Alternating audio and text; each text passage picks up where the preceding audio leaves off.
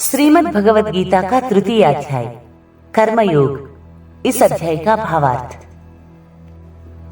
अर्जुन बोले, हे जनार्दन, यदि आपको कर्म की अपेक्षा ज्ञान श्रेष्ठ मान्य है तो फिर हे केशव, मुझे भयंकर कर्म में क्यों लगाते हैं? आप मिले हुए से वचनों से मेरी बुद्धि को मानो मोहित कर रहे हैं। इसलिए उस एक बात को निश्चित करके कहिए जिससे मैं कल्याण को प्राप्त हो जाऊं। श्री भगवान बोले, हे निष्पाप, इस लोक में दो प्रकार की निष्ठा मेरे द्वारा पहले कही गई है। उनमें से सांख्य योगियों की निष्ठा तो ज्ञान योग से और योगियों की निष्ठा कर्म योग से होती है। मनुष्य ना तो कर्मों का आरंभ किए बिना निष्कर्मता को यानी योग निष्ठा को प्राप्त होता है और ना कर्मों के केवल त्याग मात्र से सिद्धि यानी सांख्य निष्ठा को ही प्राप्त होता है। निस्संदेह कोई भी मनुष्य किसी भी काल में क्षण मात्र भी बिना कर्म किए नहीं रहता, क्योंकि सारा मनुष्य समुदाय प्रकृति जनित गुणों द्वारा परवश हुआ कर्म करने के लिए बाध्य किया जाता है।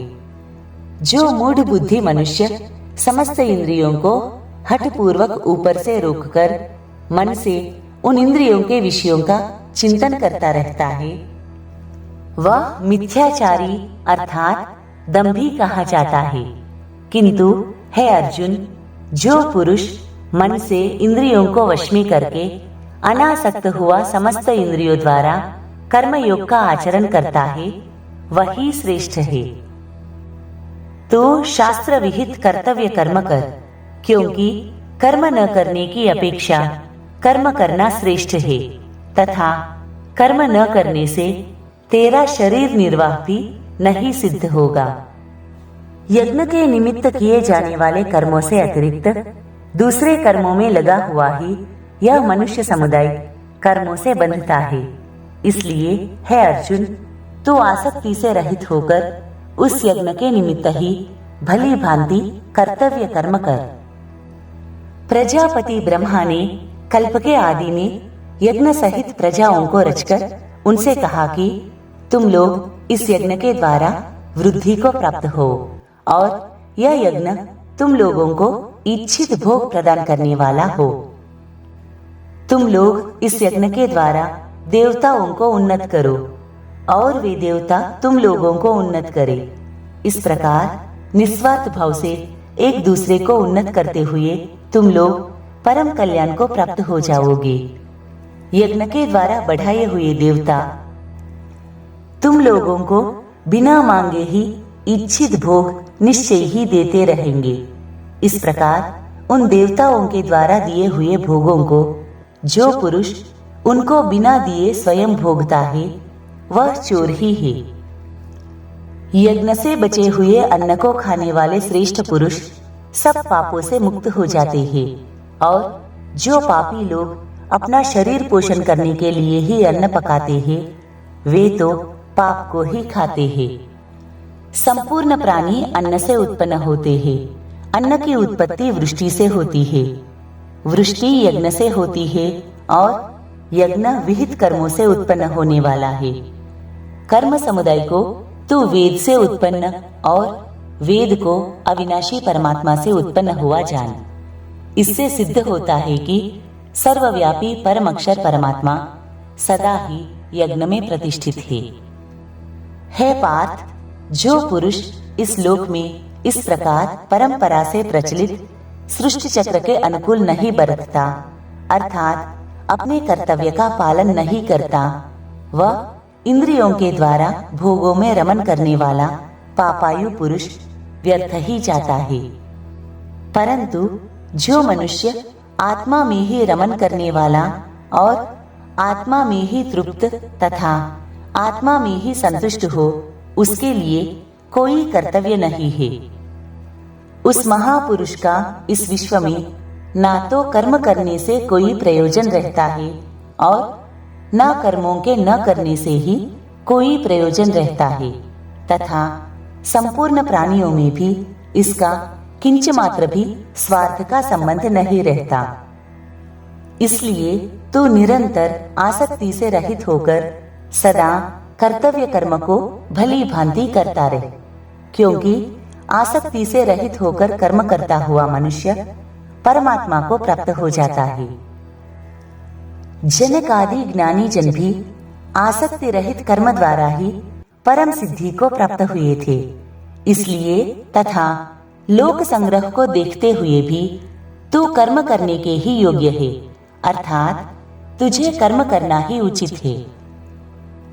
श्रेष्ठ पुरुष जो जो आचरण करता है, अन्य पुरुष भी वैसा वैसा ही आचरण करते हैं। वह जो कुछ प्रमाण कर देता है, समस्त मनुष्य समुदाय उसी के अनुसार बरतने लग जाता है।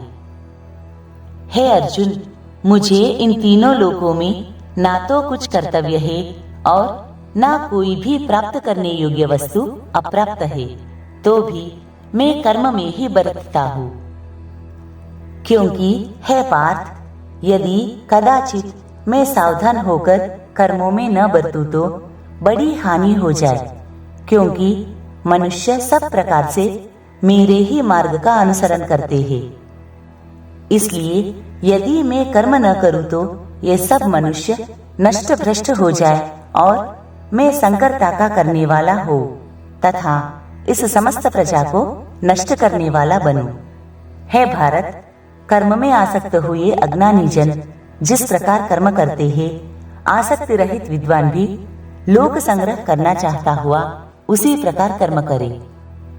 परमात्मा के स्वरूप में अटल स्थित हुए ज्ञानी पुरुष को चाहिए कि वह शास्त्र विहित कर्मों में आसक्ति वाले अज्ञानियों की बुद्धि में भ्रम अर्थात कर्मों में अश्रद्धा उत्पन्न न करे, किंतु स्वयं शास्त्र विहित समस्त कर्म भली भांति करता हुआ उनसे भी वैसे ही करवावे। वास्तव में संपूर्ण कर्म सब प्रकार से प्रकृति के गुणों द्वारा किए जाते हैं, तो भी जिसका अंतःकरण अहंकार से मोहित हो रहा है, ऐसा अज्ञानी मैं करता हूँ ऐसा मानता है। परंतु हे महाबाहो, गुण विभाग और कर्म विभाग के तत्व को जानने वाला ज्ञानी योगी संपूर्ण गुण ही गुणों में बरत रहे हैं, ऐसा समझकर उनमें आसक्त नहीं होता। प्रकृति के गुणों से अत्यंत मोहित हुए मनुष्य गुणों में और कर्मों में आसक्त रहते हैं। उन पूर्णतया न समझने वाले मंद बुद्धि अज्ञानियों को पूर्णतया जानने वाला ज्ञानी विचलित न करे। मुझ अंतर्यामी परमात्मा में लगे हुए चित्त द्वारा संपूर्ण कर्मों को मुझ में अर्पण करके आशा रहित, ममता रहित और संताप रहित होकर युद्ध कर। जो कोई मनुष्य दोष दृष्टि से रहित और श्रद्धा युक्त होकर मेरे इस मत का सदा अनुसरण करते हैं, वे भी संपूर्ण कर्मों से छूट जाते हैं। परंतु जो मनुष्य मुझ में दोषारोपण करते हुए मेरे इस मत के अनुसार नहीं चलते हैं, उन मूर्खों को तू संपूर्ण ज्ञानों में मोहित और नष्ट हुए ही समझ। सभी प्राणी प्रकृति को प्राप्त होते हैं, अर्थात अपने स्वभाव के परवश हुए कर्म करते हैं। ज्ञानवान भी अपनी प्रकृति के अनुसार चेष्टा करता है, फिर इसमें किसी का हठ क्या करेगा। इंद्रिय के अर्थ में अर्थात प्रत्येक इंद्रिय के विषय में राग और द्वेष छिपे हुए स्थित है। मनुष्य को उन दोनों के वश में नहीं होना चाहिए, क्योंकि वे दोनों ही इसके कल्याण मार्ग में विघ्न करने वाले महान शत्रु है। अच्छी प्रकार आचरण में लाए हुए दूसरों के धर्म से गुण रहित भी अपना धर्म अति उत्तम है। अपने धर्म में तो मरना भी कल्याणकारक है और दूसरे का धर्म भय को देने वाला है।